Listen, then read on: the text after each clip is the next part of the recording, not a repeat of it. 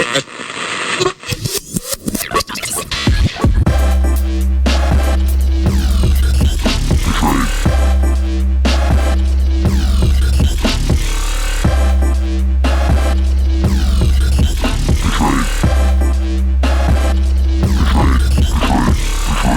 Betrayed. Welcome back to The Betrayed. I'm Gina Beck. This is Drew Williams. Thank you for listening, liking, commenting, and subscribing. It means a lot, especially reviews on Apple Podcasts. Thank you so much. Yeah, and like always, thank you again for that continued support, the continued engagement, and that hashtag Banana Cats. And if you have a story and you want it to be told, message us. The links are in the description, and we'll get back to you. Absolutely. How are you, Drew? I'm good, G. How are you? I'm good. I'm doing okay. Excited to get into the podcast. Yeah, I wanted to talk to you about this. I'm sure a lot of you have seen this video floating around. If you haven't, we'll link. I think the guy that did the best breakdown on YouTube of the video. But there was a girl that was by a actual sheriff deputy.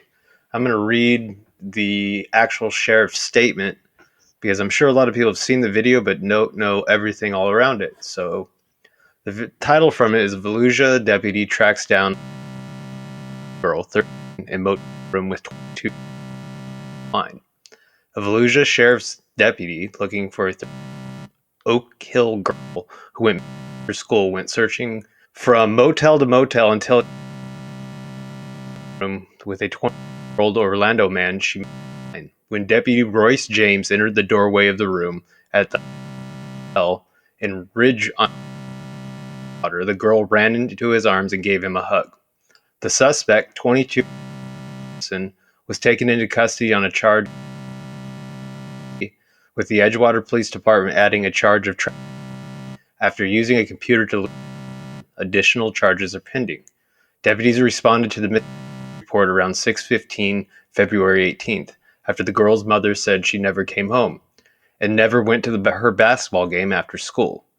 Deputy James started investigating and spoke to a friend of the missing girl, who said the was planning on going to a with someone she met.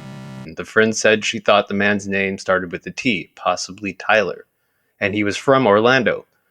She said he may have picked her up from the Dollar General store in Oak Hill. Deputy James went to the Dollar General store to look for security footage and found surveillance images of the victim at the store. An employer reported that the said she was waiting for someone to pick her up. Next, Deputy James started visiting area motels, showing the front desk clerks a photo of the girl and searching the day's check-ins for a match.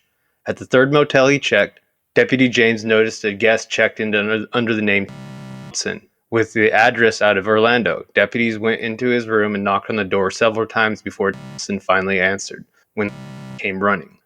When she was told she'd be taken somewhere to be medically cleared and interviewed, the girl asked Deputy James to stay with her. He took her to the local Department of Children and Family Facilities for evaluation and then took her home. The motel is located in the city limits of Edgewater, and the Edgewater Police Department is working with the state attorney's office on potential additional charges in the case. Unfortunately, has already been released after posting $15,000 bail. The video is really, really short. Like I said, we'll link it in the description, but I think it really goes to show you how it could really happen to anyone. I don't think you get caught on body cam that often, that type of rescue, and if to go public. I can't think of one I've seen recently, at least. Right. This stuff happens every single day. There's kids on computers more and more due to homeschooling. And so I was listening to, this is a great segue into something totally relatable. I was listening to a podcast. The podcast had mentioned how his little brother was doing online schooling. He was laughing at this story, by the way. His brother was doing online schooling, and he got an email from random, and he told his teacher that he met them through a Zoom call, like a class call, which is a lie. And so that way they could keep chatting because he said he was lonely. And he was laughing, and he goes, what if it's like a third man? And in my mind, I was like, that's not funny.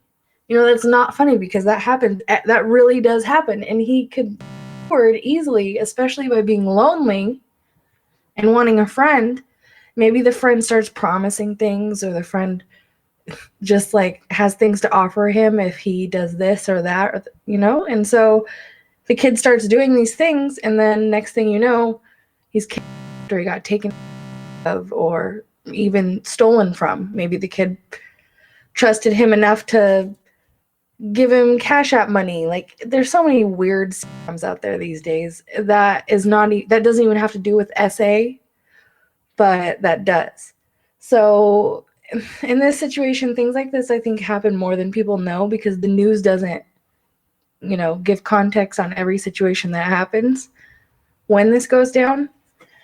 So it's just all about you paying attention to your kids and paying attention to what they're doing on their laptops, especially if they're being homeschooled. You never know who's on the other end.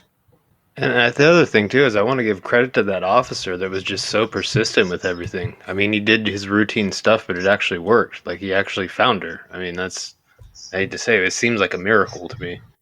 Yeah, very thorough, right? And definitely, if it wasn't for the security footage, who knows what, they could still be searching right now. I got one other thing that I wanted to bring up. This is another thing from American Crime Journal, but I wanted to see, Gina, do you remember the case? She was the girl in the early 2000s that was for about 9 months, and they dressed her up like a Christian radical with like a veil over her face and stuff like that, and they were traveling back and forth between Utah and California. She had Did we talk about it? I'm sure we have at one point. It's one of the bigger cases. I'm sure there's people listening right now.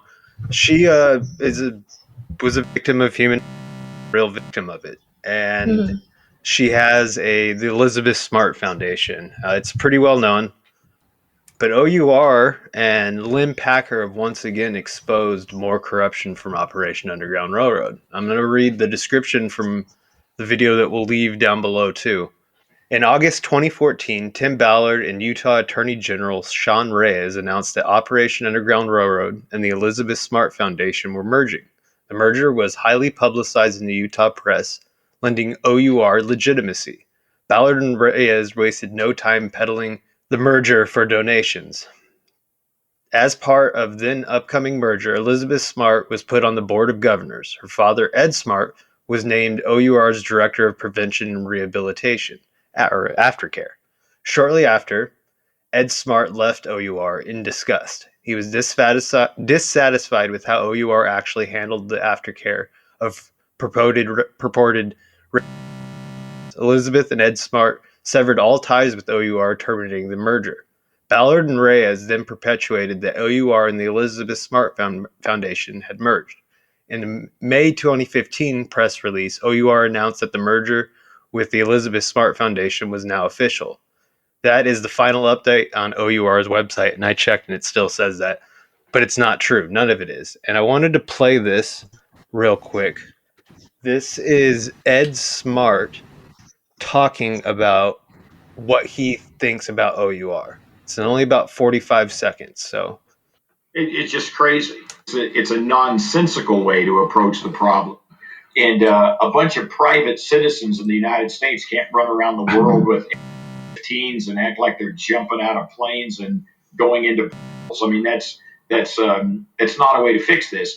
And if you really understood the problem, they would know that while you may have some success in taking these out of these, you've helped those young and you took out that day, but they're replaced the following day.